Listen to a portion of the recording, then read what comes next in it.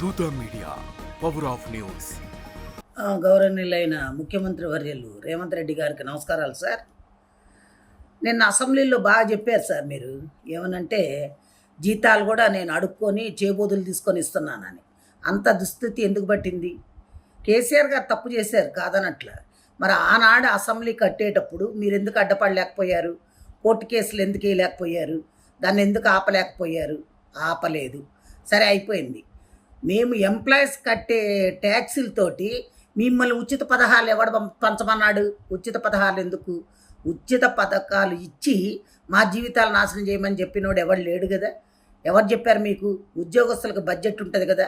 మా జీతాలు మాకున్నప్పుడు మాది మీరు ఇంకా అడుక్కునేది ఎందుకు? వేరే దానికి ఎందుకు ఉపయోగిస్తున్నారు? ఫ్రీ బస్సు ఎవరు పెట్టమన్నారు? ఎవడైనా ఈ రోజుల్లో మరీ కూటికి లేని పేదలు నిరుపేదలు ఉంటే ఆధార్ కార్డు చూపెడితే వాళ్ళకి ఇవ్వాలి. అంతేగాని ఒక కూలోడు బయటకు వస్తే 800 రూపాయలు, 1000 రూపాయలు మగవాళ్ళకి, ఆడవాళ్ళకి 800.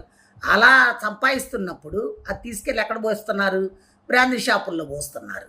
అదే నువ్వు ఈ ఉచితాలు పెట్టకుండా ఉద్యోగాలు వచ్చే పొజిషన్లో చేసుండి ఇండస్ట్రీస్ తీసుకొచ్చుంటే కంపెనీల్లో ఉద్యోగాలు వచ్చేవి చేసేవాళ్ళు. అసలు ఇవన్నీ ఎందుకండి? 150 మంది మీరు ఎమ్మెల్యేలు ఎమ్మెల్సీలు అందరూ ఉన్నారు కదా, మీ జీతాలు బంద్ చేసేయండి. మీకు జీతాలు ఎందుకు? 10 కార్లు ఎందుకు? మీ సొంత పైసలు పెట్టుకొని వాడుకోండి. కోట్లు పెట్టందే మీరు ఎమ్మెల్యేలు కావట్లా. అలాంటప్పుడు మీకు అన్ని వసతులు కావాలి, 1వ తారీఖు జీతాలు కావాలి, మీరు ఫండ్స్ కావాలి, మెడికల్ బిల్స్ కావాలి, అన్నీ కావాలి. ప్లెయిన్లో ఊరికనే తిరగాలి, ఇవన్నీ కావాలి. ఇవన్నీ ఎక్కడి నుంచి వచ్చినాయండి? ప్రజల సొమ్మండి, మేము కట్టే ట్యాక్సులు అండి. మా ట్యాక్సుల పైసలు మిమ్మల్ని ఉచితాలుగా వాడుకోమని చెప్పినోడు ఎవడు? ఏ రాజ్యాంగంలో రాసిందో చెప్పండి.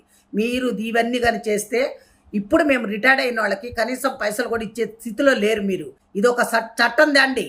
స్టేట్ కానీ సెంట్రల్ కానీ మీ ఇష్టం వచ్చినట్టు వాడుకొని మాకు ఉచితాలు ఇస్తున్నాం, మీకు ఉచితాలు ఇస్తున్నాం అని చెప్తున్నారు. ఉచితాలు ఎవరికి ఇస్తున్నారు? ఉచితాల పేర్లతోటి మీ కార్యకర్తలకి దోసి పెట్టుకుంటున్నారు. అంతేగాని మీరు ఎవరికి ఏం చెయ్యట్లా, న్యాయం జరగట్లే అక్కడ.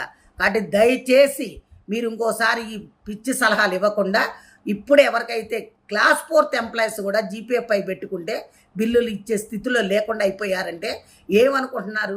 ముందు అర్జెంటుగా మా బిల్లులు మాకు పాస్ చేయండి, రిటైర్డ్ అయిన వాళ్ళకి మర్యాదపూర్వకంగా డబ్బులు ఇచ్చి పంపించండి. అది పద్ధతి. అందరు తిరగబడితే మటుకు ఊరుకునేది లేదు సార్. ఇది మంచిగా ఉండదు కూడా నేను చెప్తున్నా. ప్లీజ్ సబ్స్క్రైబ్ దూత మీడియా. దూత మీడియాని అందరూ కూడా సబ్స్క్రైబ్ చేయండి, అందరూ చూడండి, దాంట్లో కామెంట్స్ చేయండి. For more updates, please subscribe దూత మీడియా.